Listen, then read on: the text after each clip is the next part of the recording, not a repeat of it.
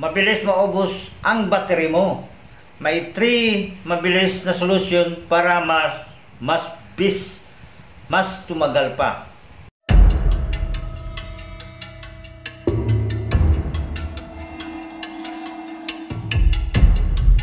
Kung mabilis maubos ang battery mo, ay may 3 bagay na kailangan mong i-check.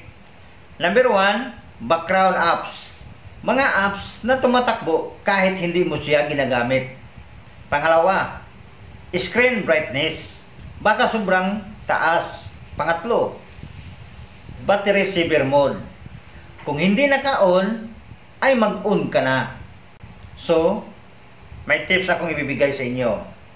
Unang tips, i-close ang background apps.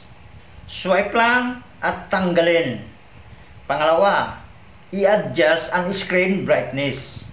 Pangatlo, i-enable ang battery saver mode para hindi mag-drain ang apps sa background.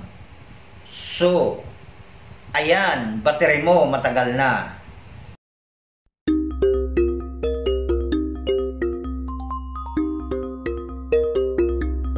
Like and subscribe and click the bell button para sa more tips. Kung may battery problem ka, comments below. Let's go!